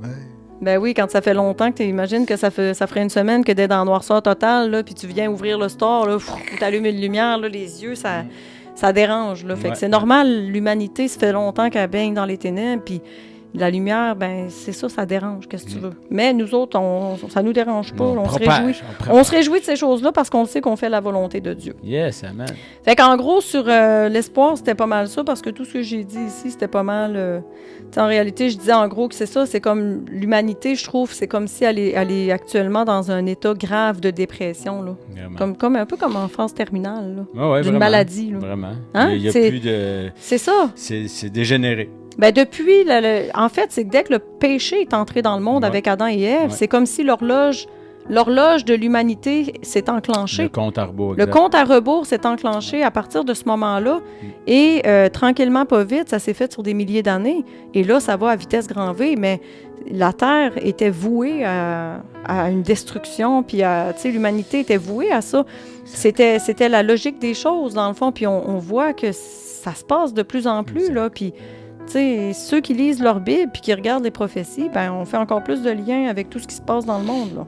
Yes. Fait que c'est vraiment important d'aller chercher l'espérance en Jésus, dans le fond. Vraiment. Une espérance qui non seulement qui va nous apporter quelque chose en cette vie terrestre, mais qui va se vraiment... l'espérance qui va perdurer dans le temps aussi. Exactement, jusque dans la vie éternelle. Yes, amen. Ouais, fait que c'est pas mal ça, je disais. Yes. Il nous donne une espérance qui va au-delà de la vie... Ouais, exact. Fait que mon prochain point, c'était la liberté. Yes. Donc, la liberté, juste pour faire une petite intro, j'avais cherché c'était quoi la définition de liberté, même si on sait pas mal tout c'est quoi. Des fois, j'aime ça, ça me permet de faire des liens. Ben, ça donne, oui, effectivement. La liberté, dans le fond, c'est la situation d'une personne... Tu vas trouver ça drôle, tu vas faire des liens, toi. Situation d'une personne qui n'est pas sous la dépendance de quelqu'un. Donc, c'est opposé à esclavage ou à servitude, ou qui n'est pas enfermé physiquement, mettons dans une prison. Donc, c'est opposé à captivité. Fait que ça peut être vraiment physique, là, tu sais, t'es quelqu'un qui est en liberté, c'est quelqu'un, admettons, qui n'est pas dans une prison enfermé, ou c'est quelqu'un qui n'est pas soumis sous la dépendance de quelqu'un, là, tu sais, un esclave. Mm-hmm. Donc, moi, je trouvais ça drôle parce que je me disais... tu sais, on le sait, nous autres, comment est-ce que l'humanité... c'est ça, hein? L'humanité, elle est sous l'emprise de l'ennemi, du prince de ce monde. Ouais. Et puis, tu sais, les gens, je crois que la plupart des gens pensent qu'ils sont libres. beaucoup, en fait, tu poserais la question à n'importe quel humain, puis il dirait, ben oui, je suis libre, je fais ce que je veux. Tu sais, je suis pas dans une prison, je mène ma vie comme bon me semble. Exact. Je veux dire, je suis totalement libre, je fais mes choix.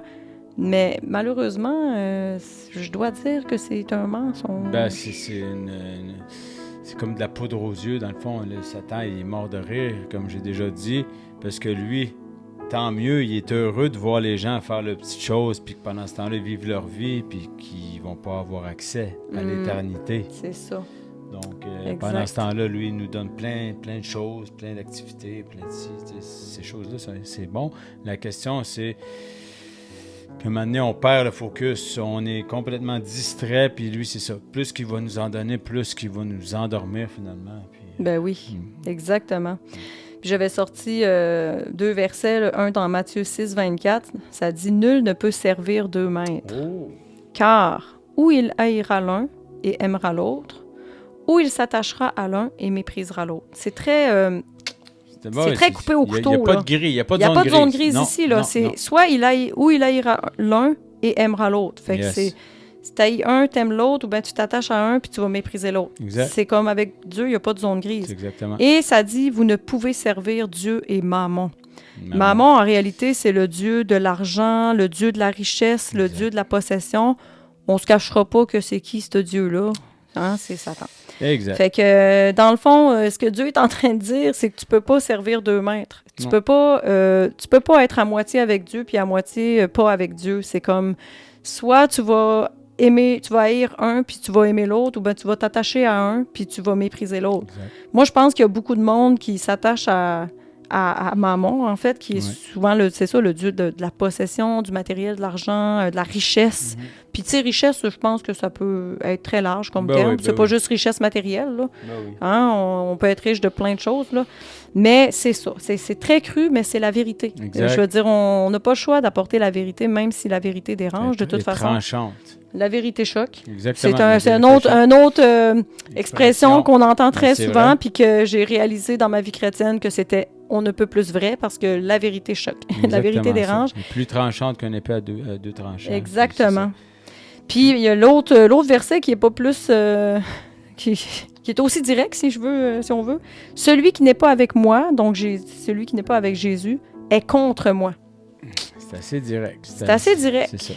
Fait que celui qui n'est pas avec moi est contre moi. Encore là, il n'y a pas de zone grise, là. Exact. Tu peux pas être à moitié pour Jésus, puis à moitié pas pour Jésus. Non.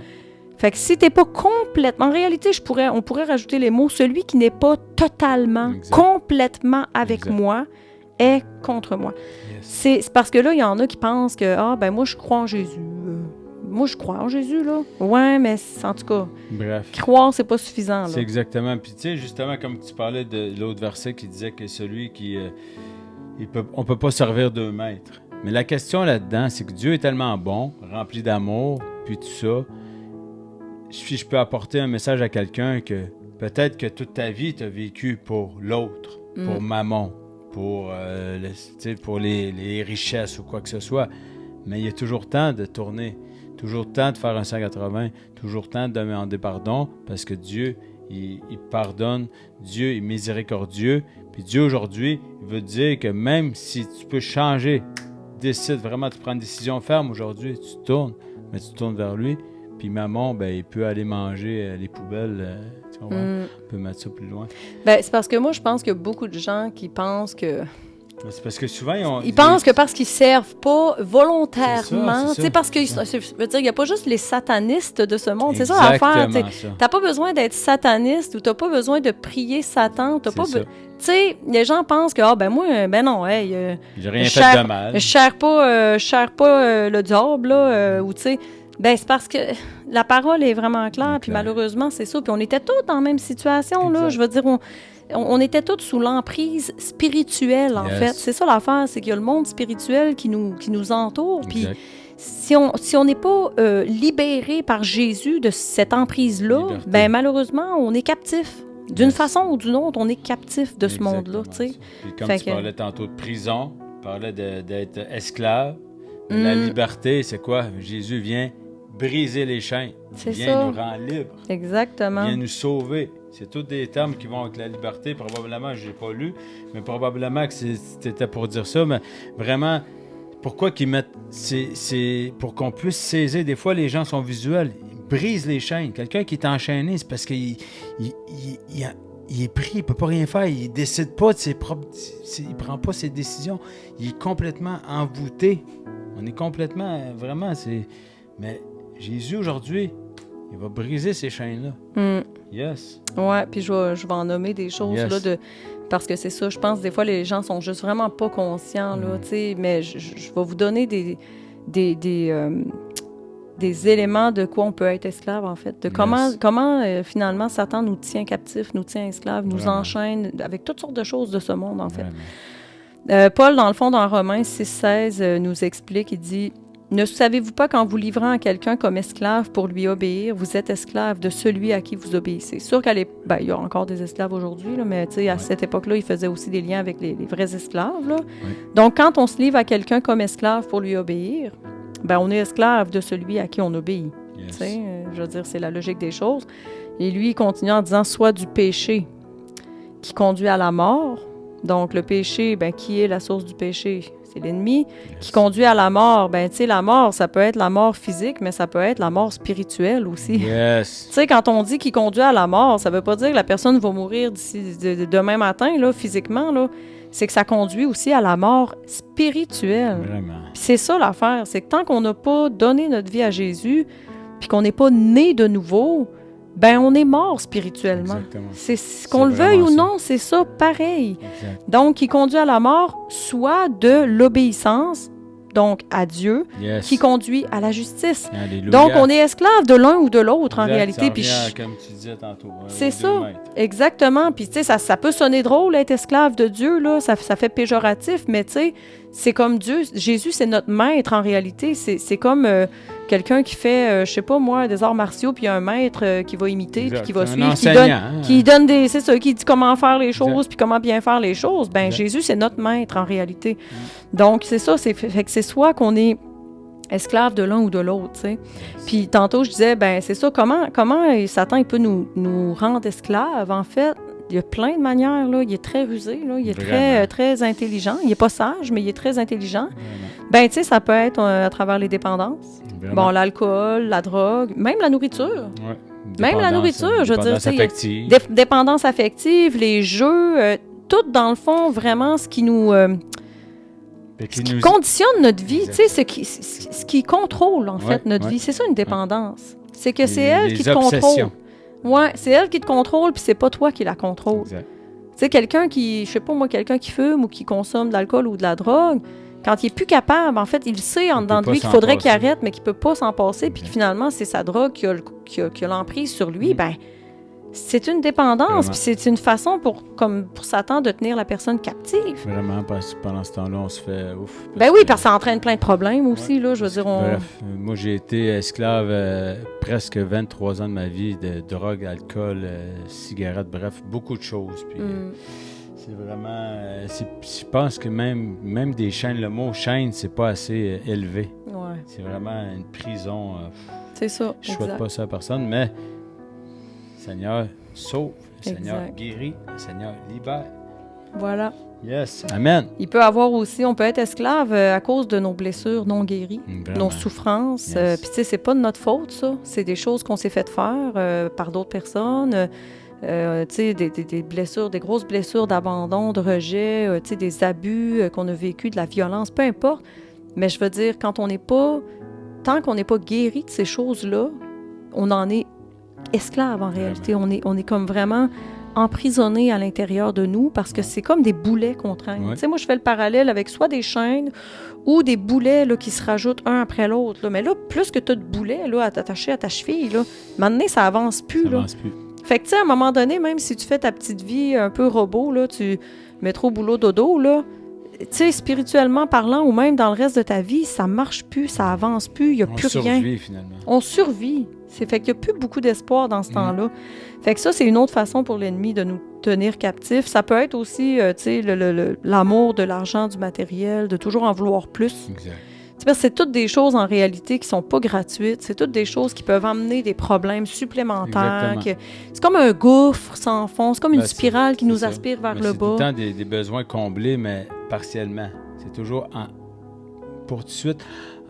Ouais, c'est éphémère. Éphémère. Ça me fait du bien maintenant. C'est ça. Plus tard, je sais les conséquences, mais ça me dérange pas.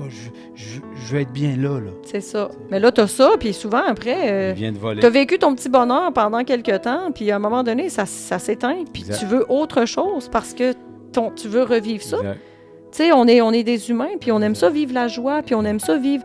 Puis tu sais, c'est ça, c'est l'hormone du bonheur. Puis des fois, les gens vont chercher dans plein d'affaires pour justement stimuler cette hormone-là du bonheur parce que on a besoin de ces choses-là comme humains. Mais ces choses-là, justement, c'est pas gratuit. Ça coûte de quoi? Puis quand je dis ça coûte de quoi, c'est que ça peut coûter de quoi en argent, mais ça peut coûter autre chose. Des fois... Ça peut coûter même la vie. Oui, ça peut coûter la vie. Le voleur ne vient que pour égorger, détruire, dérober, bref, il n'y a rien de gratuit. Ça peut détruire des familles, des vies de couple. La vérité de la parole qui est gratuite.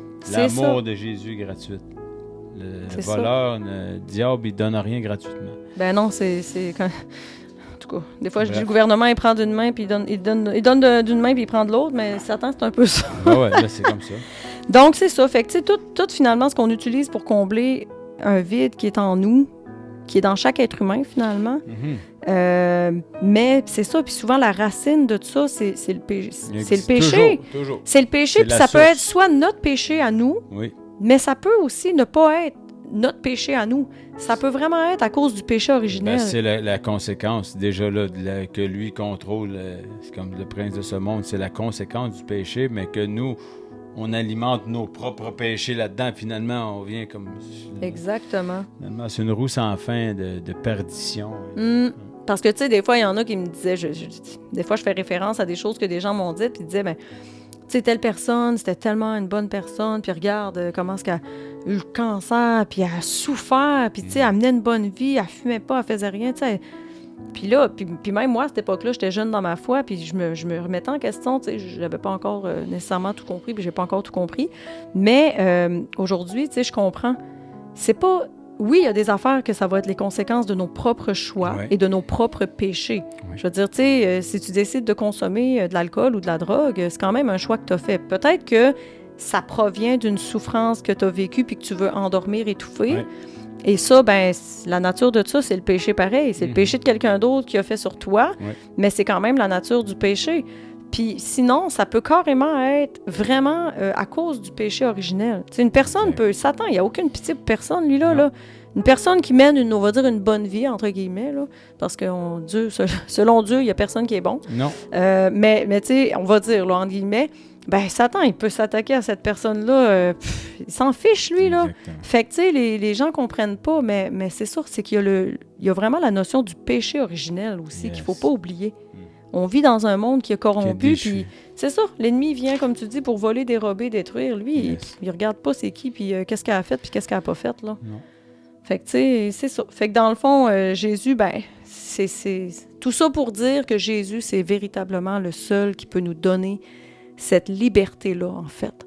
La vraie liberté. Pas juste une liberté provisoire, éphémère ou en surface. Tu sais, on croit qu'on est libre. Non, non. Jésus vient vraiment nous rendre libres spirituellement. Et parce qu'on va être rendu libre spirituellement, ben, il va nous rendre libres aussi physiquement. Il peut nous rendre libres de toutes sortes de choses. Et puis, j'avais sorti quelques versets, encore une fois. Dans Galates 5.1, ça dit « C'est pour la liberté que Christ nous a affranchis. » Alléluia. Donc, Jésus a donné sa vie vraiment, tu sais, pour qu'on soit libre finalement de l'emprise du péché sur nous, hein, parce que c'est vraiment ça. Il a payé le prix de tous nos péchés à la croix. Donc, en payant le prix, lui, en se faisant sacrifier, en se sacrifiant puis en se faisant crucifier, ben ça fait en sorte que nous, ce joug-là, c'est l'épée Damoclès qu'on avait au-dessus de la tête, là, à cause de nos péchés, Dieu, il nous aurait jugés. On va tous être jugés. Mais c'est ça, dans le fond, il nous a rendus libres de l'emprise du péché sur nous. Et en même temps, il nous rend libre de plein d'autres choses. Là. Il nous rend libre, il peut nous rendre libre de nos maladies, de notre anxiété, de toutes nos dépendances.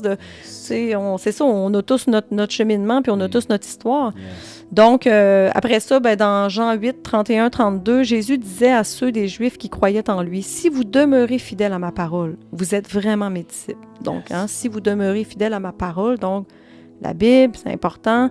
Vous êtes vraiment mes disciples, Jésus est notre maître, alors vous connaîtrez la vérité et la vérité vous rendra libre, vous affranchira. Donc, c'est ça, tu sais, les gens, souvent, ils veulent avoir des preuves pour croire, mais tu sais, dans la parole, ça dit qu'il faut d'abord que tu crois pour voir la gloire de Dieu. Tu sais, je le disais plus loin, mais c'est ça, c'est vraiment une question de faire un pas de foi puis dire, tu sais, vraiment de mettre sa foi, puis après ça, on voit la gloire de Dieu dans notre vie. On connaît la vérité, puis à cause qu'on connaît la vérité, qui est la parole, puis qui est Jésus, cette vérité-là nous rend libres. Exactement. C'est vraiment comme ça que ça marche. C'est la foi, c'est vraiment une question de foi. Yes. Puis un dernier verset dans 2 Corinthiens 16, 17, « Quand on se convertit au Seigneur, le voile est enlevé. Or, le Seigneur, c'est l'Esprit, et là où l'Esprit est présent, là est la liberté. » Alléluia. Amen. Donc, quand on reçoit, quand on donne notre vie à Jésus, on reçoit le Saint-Esprit, qui est l'Esprit de Dieu qui vient vivre en nous. Et la parole nous dit que là où est l'Esprit, donc nous, on a l'Esprit en tant que chrétien, l'Esprit avec un grand E, l'Esprit Saint, là est la liberté. Donc, la liberté vient vraiment avec, avec le Saint-Esprit qu'on reçoit quand on donne notre vie à Jésus. Donc, puis j'aurais pu sortir plein d'autres versets là, qui viennent vraiment prouver que Jésus peut véritablement, comme tu disais, briser toutes les chaînes, enlever, on peut faire plein d'analogies, là, couper toutes les chaînes, venir enlever tous les fardeaux qu'on traîne. Tu sais, des gens qui traînent des fardeaux, là, tu sais, des sacs à dos pleins de roches. Oui, puis t'en rends compte même, là, physiquement, ça paraît, ils sont courbés par c'est le poids spirituel de tout ce qu'ils supportent depuis parfois des années, depuis leur enfance, tu sais. Jésus dit, c'est ça, « Venez à moi, vous tous qui êtes fatigués, chargés, je vous donnerai du repos, car mon joug est doux et facile, tu sais, léger. » Dans le fond, c'est ça, fait que c'est l'importance, vraiment. Donc, c'est ça, je pense que ça prouve vraiment là, que la vraie liberté, en fait, pas juste une liberté physique, mais une liberté spirituelle, il y a juste Jésus qui peut nous la donner véritablement. Là. Yes. Amen. Puis quand on y croit puis qu'on le vit, on le voit. Si on le voit agir dans nos vies, puis on voit des témoignages. Moi, j'ai tellement entendu de témoignages en 5 ans, vu des vies transformées, littéralement. Tu peux pas ne pas croire. Exactement, c'est impossible. C'est impossible. Des choses que, tu sais, que des gens, ça faisait des années peut-être qu'ils essayaient de s'en sortir ou ils en pouvaient plus. Et des fois, c'est automatique, là. Tu sais, des fois, ça peut être un cheminement, mais il y a certaines choses, là, c'est instantané. Les gens Moi, je donne juste un petit exemple, tout banal, on va dire, là. Moi, je sacrais vraiment, comme un païen, là, comme on disait. Je sacrais, là, mais c'était vraiment pas beau. Puis je travaille dans un cégep, puis je parlais avec mes collègues, puis je sacrais, puis des fois, je me disais, mais c'est-tu ça pourrait m'entendre, tu sais, ça... Mais je sacrais, là, c'était fou, là. Et je me rappelle que je trouvais ça tellement laid que j'avais essayé d'arrêter de sacrer à quelques reprises par mes propres forces. J'étais incapable. Incapable, c'était tellement naturel. Tu sais, chasser le naturel et il reviendra au galop. Et pour vrai, ça, s'il y a une chose qui m'a quittée instantanément, sans que je fasse quoi que ce soit, là, dès que je me suis fait baptiser, le lendemain, j'arrêtais de sacrer. Ça a été automatique. J'ai peut-être, dans les débuts, là, je pense peut-être 2 sacs là, échappés. Là. Mais pour vrai, là, je peux pas mentir, là, ça a été instantané. J'en connais plusieurs, même ma femme, puis la même chose, puis moi aussi, ça a été instantané, la même chose. Il y a des choses qui nous quittent. Comme ça, sans forcer. Puis des fois, c'est des choses plus grandes que ça, là. Tu sais, moi, je trouve que c'est un petit exemple banal, mais il y a des gens qui sont libérés de leur anxiété, il y a des gens qui sont libérés vraiment de dépendance. Une de mes cousines qui a été libérée un après-midi parce elle avait le désir d'arrêter de fumer, puis les gens ont prié sur elle, et elle a vraiment été surnaturellement libérée. Wow. Et vraiment, là, elle n'a plus jamais eu le goût. Elle avait le dégoût de la cigarette. Et même, le Seigneur était allé plus loin. Elle avait l'habitude, elle, à tous les... Tu sais, elle allait chercher une petite bière ou en tout cas une petite boisson, là, souvent quand elle finissait de travailler ou la fin de semaine, peu importe. Et dans le fond, quand elle est retournée chez elle, parce qu'elle était venue en vacances, elle dit qu'elle était allée s'acheter une bouteille. Quand elle a pris une shot, ben, elle dit, je l'ai trouvé tellement dégueulasse, je l'ai recraché dans mon évier. Et elle a compris que c'était pour elle probablement une occasion de chute, parce qu'elle dit, quand je buvais ma petite bière, je fumais en même temps, et le Seigneur l'a préservée. Elle dit, écoute, c'est la même boisson que je buvais et que j'aimais beaucoup, et là, quand j'y ai goûté, elle était dégueulasse dans ma bouche. Yes, fait que c'est juste vraiment. Dire, tu sais, c'est des petits témoignages, mais juste dire à quel point Jésus peut vraiment libérer. Vraiment. C'est pas il n'y a rien à son pas des épreuve. fables, là. Non, il n'y a rien à son épreuve. Tu sais, c'est vraiment la vérité. Fait que, c'est ça. Donc, voilà pour la liberté. Yes. Fait que, ben, dans le fond, c'est ça. Je pense que ça démontre vraiment, comme je le disais, que Jésus est vraiment la source de liberté. Vraiment. La vraie source. Une source, encore une fois, on va le redire, qui est gratuite, en fait, parce que on va le dire encore, tu sais, les choses de ce monde, souvent, vont coûter quelque chose. Exact. Mais Jésus, c'est vraiment la source intarissable. Premièrement, c'est ça, il n'y a pas de fin, il n'y a pas de... On peut constamment aller puiser en lui, et c'est gratuit, en fait. Yes. Fait que, tu sais, Jésus, il ne va pas nous donner d'une main puis nous reprendre de l'autre. Au contraire, en fait, il va nous donner plus que ce qu'on demande. C'est ça. Puis souvent, quand on donne, ben, il va nous donner aussi. On est tout le temps bénis dans le royaume de Dieu. Donc, fait que c'est ça. Dans le fond, ça fait vraiment le tour des peut-être 4 premiers éléments dont je voulais parler. C'est ça que dans le fond, on va faire comme 2 parties.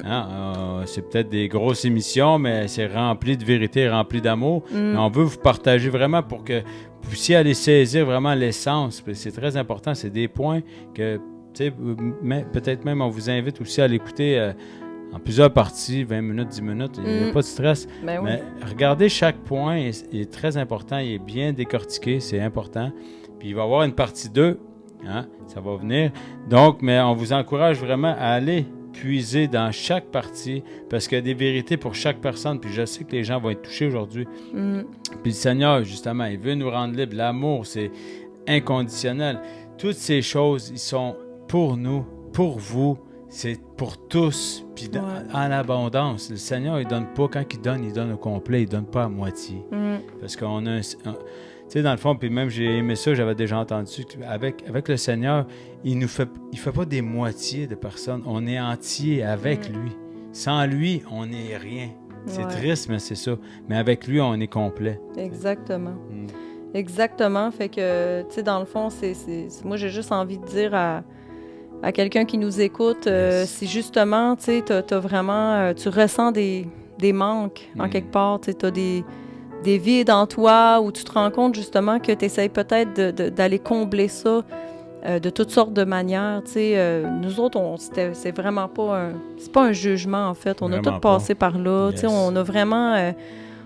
on a tout fait ça. Je veux dire, ça vient juste démontrer en quelque sorte que tu es un être humain puis que tu as le désir de ces choses-là en toi, ce qui est tout à fait normal. Que ce soit l'amour, la paix, toutes les choses qu'on a vues aujourd'hui. Ben, tu sais, j'ai juste envie de te mettre au défi. Tu sais, si tu n'as jamais essayé Jésus, vas-y. Tu sais, c'est simple avec lui, en fait. Tu n'as même pas besoin d'aller dans une église, là. Jésus dit d'aller dans le lieu secret. Le lieu secret, c'est à l'intérieur de toi. C'est en toi. C'est cœur à cœur avec lui. Il te connaît parfaitement. C'est lui qui t'a créé. Il sait comment comment tu parles, il sait comment tu t'exprimes. Tu sais, des fois, les gens, ils savent pas comment prier. Ils me disent « Oh, Marie-André, tu sais. » C'est lui qui t'a créé, je veux dire. Il sait comment, il te connaît, là. C'est comme quelqu'un qui a fabriqué quelque chose, là. Il sait comment il fonctionne. Ben, parle-lui avec juste ton cœur, en fait, avec tes mots à toi. Puis, je veux dire, il n'y a pas de prière parfaite. La prière parfaite, c'est celle qui est faite avec sincérité, avec ton cœur. Puis, je te garantis que si... vraiment, ce soir ou prochainement, tu parles à Jésus, puis tu lui demandes vraiment de venir se manifester dans ta vie, puis tu sais que tu as le désir vraiment d'aller puiser à cette source-là qui le représente, fais-le. Fais-le, puis je te garantis que Jésus, il est fidèle. Jésus, il attend juste ça, en fait. Il cogne à la porte de ton cœur, là, maintenant, alors qu'on te parle. Encore une fois, il veut se manifester à toi, fait qu'il cogne à la porte. Tu as juste besoin de lui ouvrir la porte. C'est tout simple, c'est comme ça. Yes, alléluia. Hey, merci ma soeur. Ça va être partie 2. Ça va s'en venir, vous allez voir. Mais sérieusement, il y a tellement d'informations qu'il faut prendre le temps de dire les choses. Ça peut être gros, ça peut faire peur. Hey, boy, 1 heure, 1 heure et demie, bref, on ne sait pas. Mais prenez le temps. Puis, ça peut être juste une phrase. Puis, s'il y a une phrase qui vous touche, ben, répétez. Répétez, puis méditez sur la phrase, sur le verset qui vous a peut-être touché, puis allez dans le lieu secret, puis ça peut être justement de garder ça simple. Ouais. On n'a pas besoin de mettre des grands habits pour aller voir Jésus. Restez vous-même, puis il vous aime tel que vous êtes.